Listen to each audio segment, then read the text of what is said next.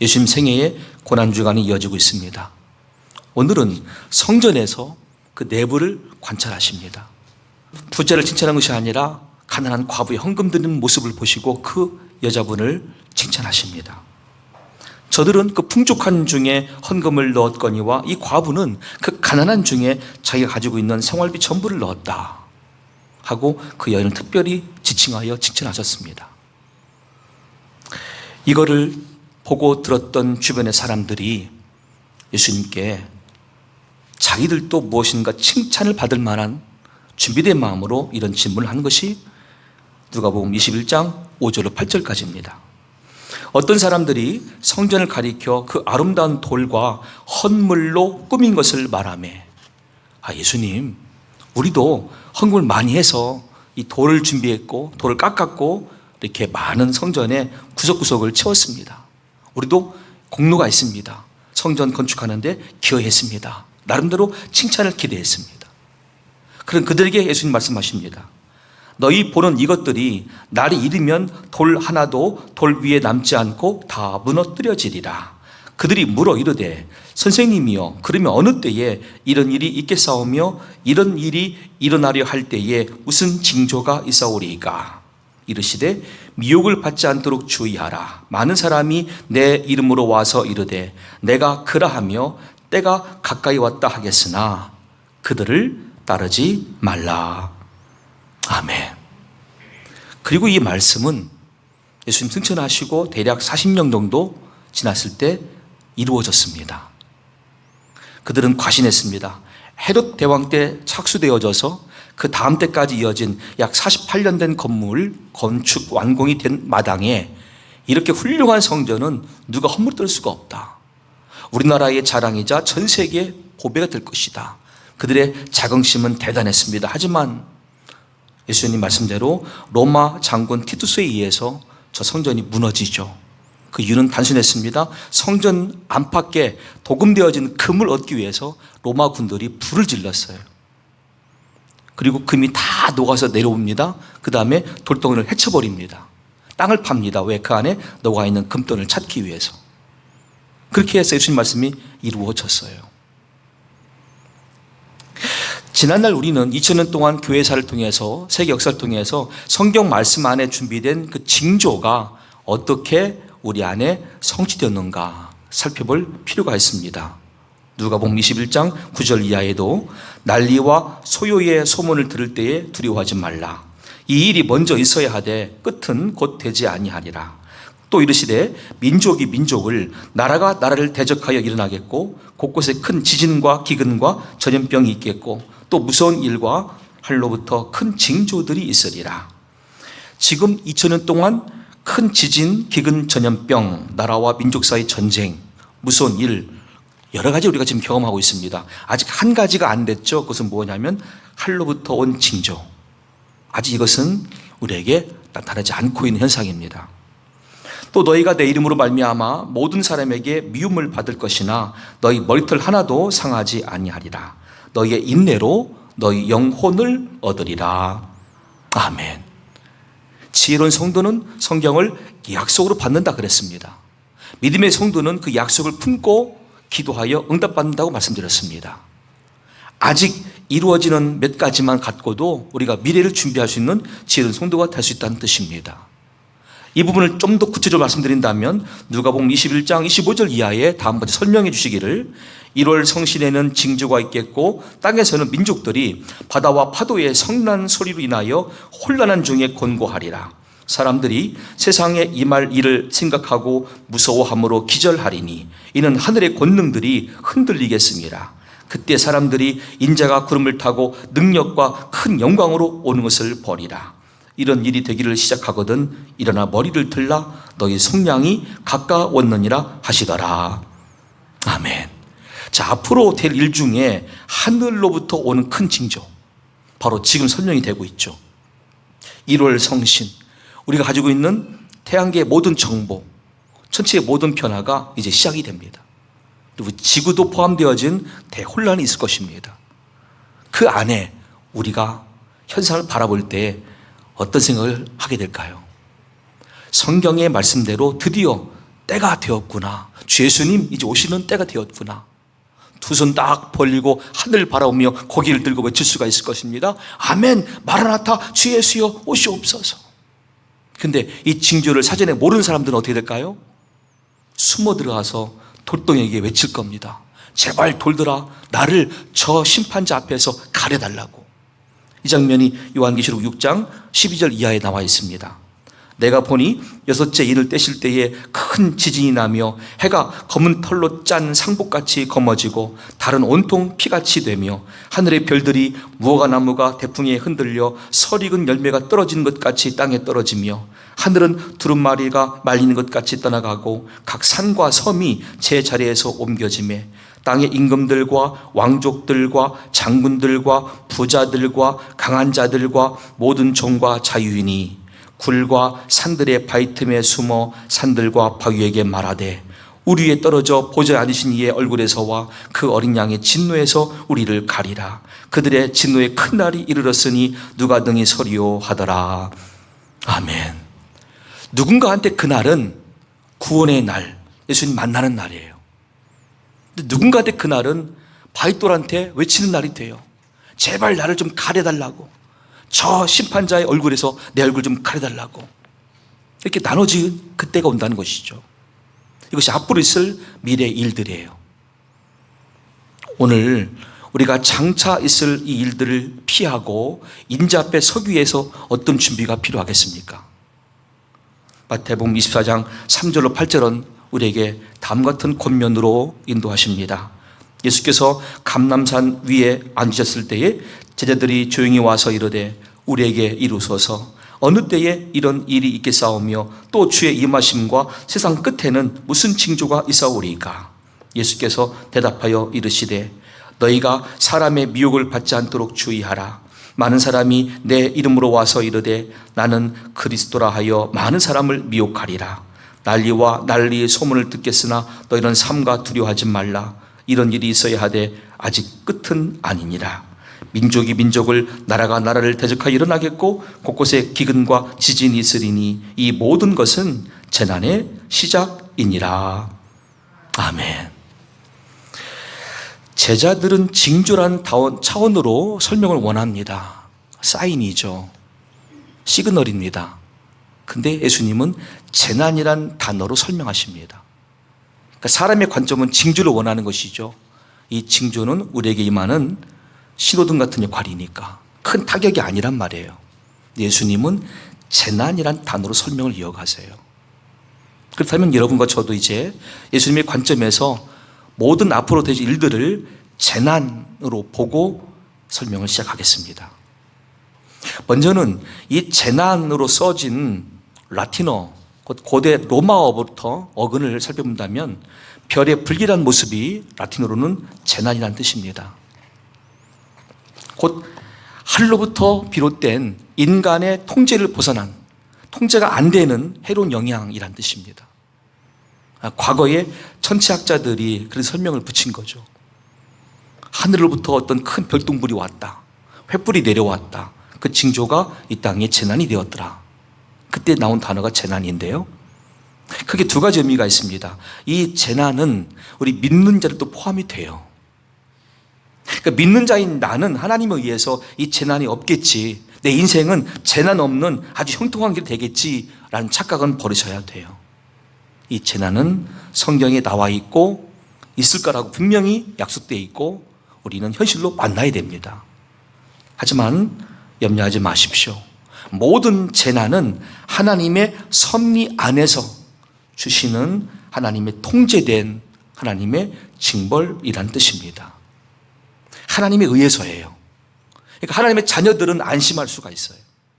앞으로 어떤 재난이 준비되어 있던 우리에게 현실화되든 간에 하나님을 믿는 거룩한 자녀인 저와 여러분들은 걱정할 필요가 없어요. 하나님에 의해서 통제된 재난이 임하게 됩니다. 자, 세 번째는요, 이 재난은 헬라어로 출산의 고통이란 뜻입니다. 마태복음 24장 8절 말씀과 데살로니가 전서 5장 3절에 있는 표현 그대로예요. 저는 우리 아이들 태어날 때 한 번은 주일날 태어났기 때문에 교회에서 찬양대 지휘하다가 못 봤고요. 두 번째는 신학대학원 공부 도중에 딸내미 태어난 걸 못 봤어요. 근데 그 자리에 저 말고 다른 어른들은 있었습니다. 그나마 위안이 되죠. 여러분 가운데에 산모가 마지막 진통을 하면서 드디어 아기가 태어나기 임박한 때가 되었습니다. 산모가 지금 그 임박한 때 고통을 당하고 있을 때 가족들은 어떻게 합니까? 함께 옆에 가까이 있지 못한다 할지라도 약간 떨어진 자리에서 마음으로 성원할 겁니다. 망언으로 기도할 것입니다. 무사히 산모 아기가 건강한 상태로 만날 수 있기를, 우리 온 가족 모두가 큰 기쁨으로 만날 수 있기를 아마 사모하며 기도할 것입니다. 어떤 가장과 어떤 가족들은 산모가 그렇게 고통 중에 출산을 임박했는데 밖에 나가서 술 취할 수 없습니다. 허름 방탕하게 시간 보낼 수 없습니다. 오락실 갈 수가 없습니다.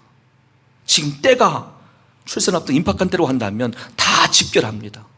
다 주목합니다. 다 마음을 다하여서 그 고통의 분감을 위해서 나도 좀 해야지, 나도 마음으로 참여해야지, 아마 이럴 것입니다.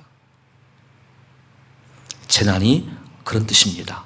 하나님께서 우리들을, 여러분들을 자녀로 보실 때까지 마치 산모의 신분으로 진통하신다는 뜻입니다. 하나님이 진통하신다. 우리를 얻기 위해서.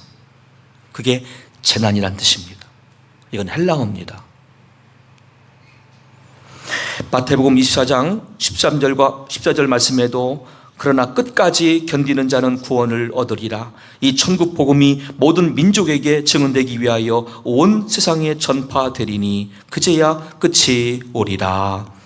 아멘.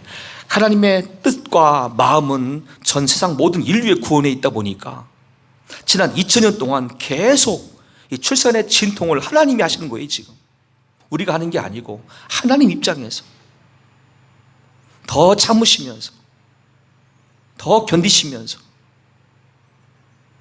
하지만 때가 되면 드디어 출산은 끝나고 아이를 안게 되겠죠. 그때 그날을 준비한 우리가 되지 않은 거예요.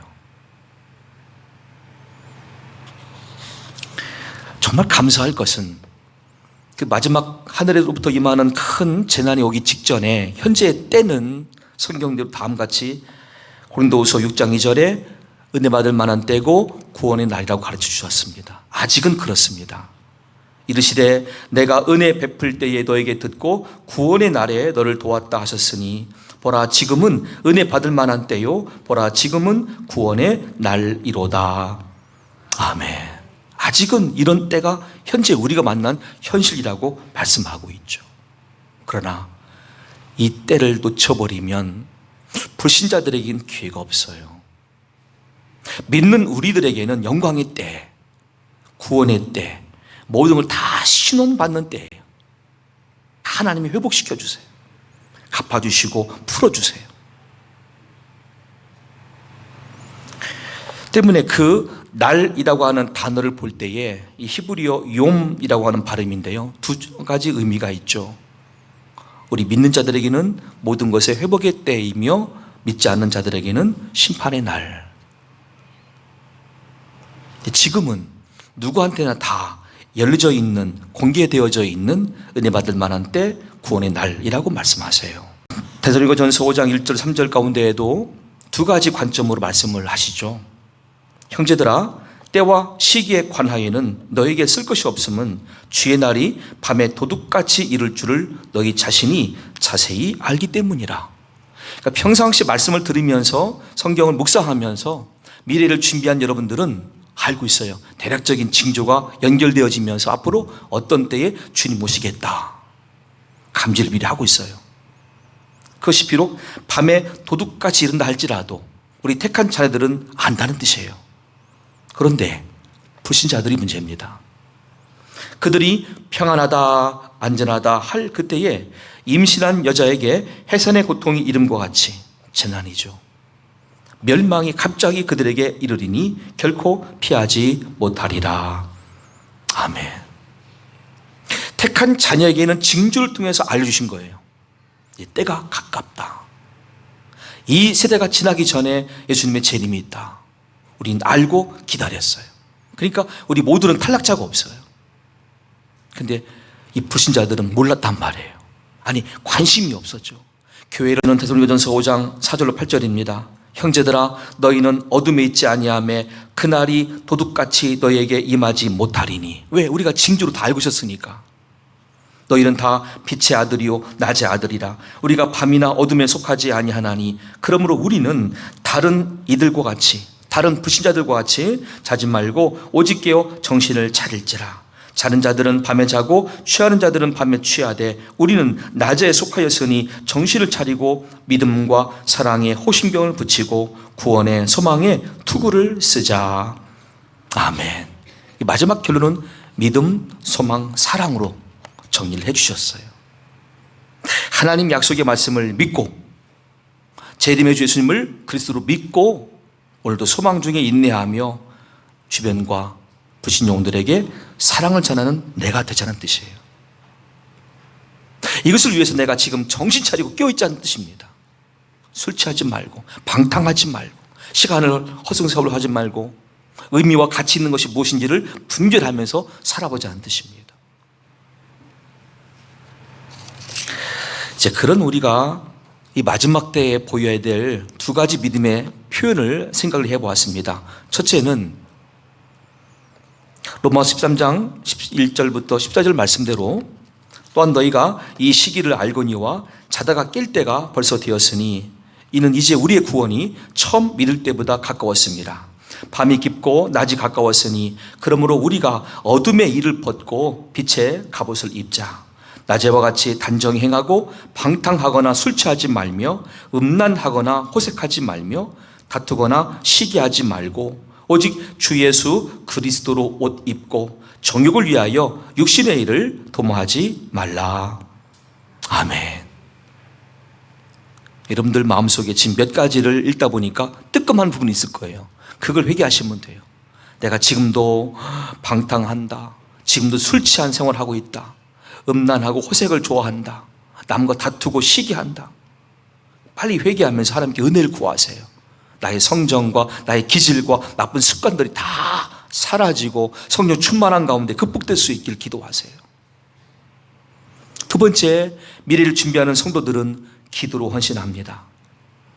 오늘 주신 본문의 말씀에도 누가복음 21장 32절로 36절 말씀 가운데 내가 진실로 너희에게 말하노니 이 세대가 지나가기 전에 모든 일이 다 이루어지리라. 천지는 없어지겠으나 내 말은 없어지지 아니하리라. 너희는 스스로 조심하라. 그렇지 않으면 방탕함과 술취함과 생활의 염려로 마음이 둔화해지고 뜻밖의 그날이 덫과 같이 너희에게 임하리라. 이 날은 온 지구상에 거하는 모든 사람에게 임하리라.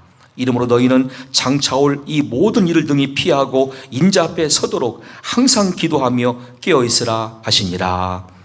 아멘. 기도는 피조물인 우리가 창조주 하나님을 향하여 고백하는 것이죠. 물론 성령께서 택한 자녀들에게 구약시대에는 직접 임하시든지 또 환상과 꿈을 통한 계시로도 말씀하셨고 그 말씀을 전달받는 과정에서 하나님의 위로와 또 소망을 발견하는 시간들이 구약의 대부분이었습니다. 하지만 성령이 임하신 이후부터는 예수님을 그리스도로 믿는 모든 자녀 그리고 회개하여 거듭난 모든 자녀들에게는 성령 안에서 누구든지 예수 이름으로 기도하여 응답받는 열린 시대가 되었습니다. 지금 저와 여러분들에게 사실 은혜 받을 때, 구원 받을 때, 응답 받을 때, 복 받을 때 차별이 없어요. 근데 왜 차이가 날까요? 약속의 말씀 믿지 못하고 두 번째 기도하지 않기 때문이에요. 왜 누군가는 저렇게 아직도 하나님의 약속을 받지 못하고 있고 계시를 받지 못하고 있고 위로와 소망을 얻지 못하고 있을까? 두 가지 큰 원인이 발견이 돼요. 첫째, 하나님 말씀을 약속으로 인식하지 않아요. 그냥 흘러가는 말, 위로 차원의 사람의 말. 두 번째, 그러다 보니까 기도가 없어요. 그런데 이 말씀을 내 안에 약속으로 받아들이고 소망 중에 인내하며 기도하는 사람들에게는 이 방법은 생명이에요. 하나님, 지금 저희가 코로나19와 또 변종 바이러스라는 말까지 듣는 시대를 살고 있습니다. 이것도 지나가는 또 거쳐가는 징조의 한 부분인 줄 압니다. 앞으로 또 어떤 징조와 재난이 있을지는 알 수 없으나 우리 모두가 그 과정을 통과하고 온전한 믿음으로 주 앞에 서기를 원합니다. 이 기도를 먼저 나부터 시작하여서 가족들을 향하여 중보해 보세요. 눈물 나요, 여러분. 왜? 가족이라 할지라도 믿음은 다 다르거든요. 나와 똑같은 상태가 아니거든요, 지금. 깨어있다든지 성령 충만한다든지 미래를 안다든지 이게 아닐 수가 있어요. 그러면 그런 상태를 알기 때문에 가족 안목을 품고 기도할 때 막 나도 모르게 눈물이 나는 거예요. 너무나 안타까워서. 곧 기도는 생명이에요. 그래서 이제 그 기도가 교회 성도를 향합니다. 그 기도가 우리 지역 이웃들로 향합니다. 그 기도가 나라를 품습니다. 민족을 품습니다. 세계를 향합니다. 기도는 그래서 헌신하는 거예요. 다만 그 기도를 성령 안에서 이제 우리가 어디든지 할 수 있기 때문에 예수님 말씀대로 골방에서도 가능하고요, 성전에서도 가능하고요, 데살로니가전서 5장 17절 말씀대로 우리가 항상 깨어서 쉬지 말고 기도할 수 있는 모든 환경, 길을 걸을 때나 운전 중에 있을 때나 남들과 대화할 때나 다 기도할 수 있어요. 사실은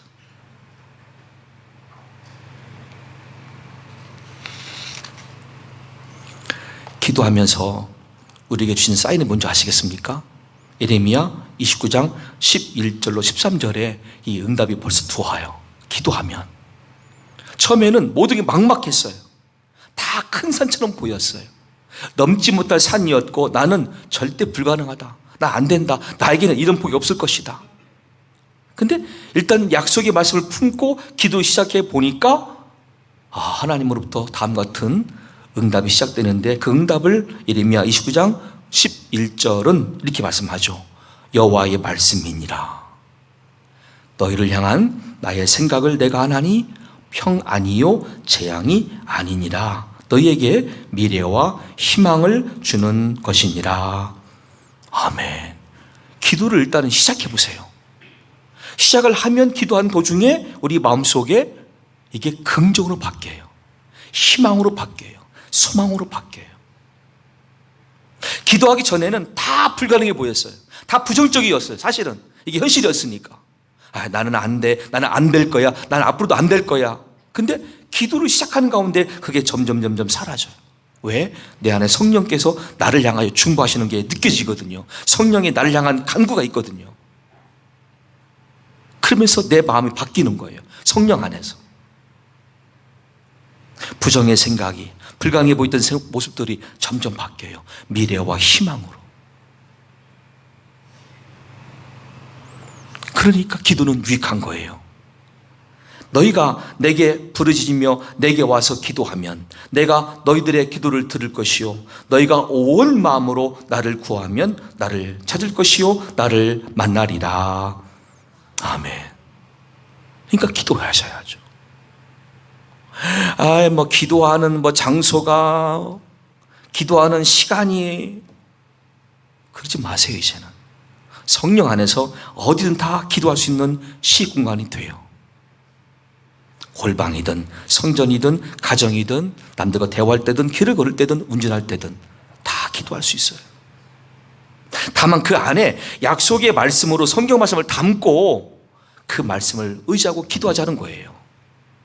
왜? 그냥 기도만 하면 내 꿈이 돼요. 내 야망이 되는 거예요. 하지만 약속의 말씀이 내 안에 있고 그 말씀이 이루어지길 기도한다면 이건 하나님의 약속의 성취자라는 우리가 중간 통로가 되기 때문에 우리의 기도는 하나님에 의해서 응답받을 수가 있어요. 오늘 그 차이를 말씀드리면서 앞으로 우리 모두는 나무들을 보면서 숲을 통과할 것입니다. 저 숲길 맨 끝에는 예수님이 두 팔 굽혀 우리를 기다리고 계실 겁니다. 제발 나무 때문에 숲 전체를 보지 못하는 우를 범치 마시고 나무도 보면서 숲도 볼 수 있는 영적인 현상과 은혜가 여러분과 저에게 임해될 줄로 믿습니다. 나무를 보면서는 이 나무가 이런 모습이구나. 나무 뿌리가 어떻고 줄기가 어떻고 가지가 어떻고 많이 볼 수 있습니다. 그때 우리가 정확한 주님의 뜻을 발견할 수가 있습니다. 하지만 전체를 보는 관점도 필요한 것이죠. 그리고는 숲길 끝에 가 있는 예수님을 우리가 지켜볼 수가 있어요. 나를 향해 툭발버리지 그분을 바라볼 수가 있어요. 그분 부르십니다. 나무 곧 징조와 재난들을 통과한 너희는 다 내게로 오라. 내가 너희를 부르러 왔노라. 우리 모두 감격의 눈물 흘리며 주님께 뛰어들 겁니다. 내가 너무나 힘들었다고, 사실은 힘들었다고.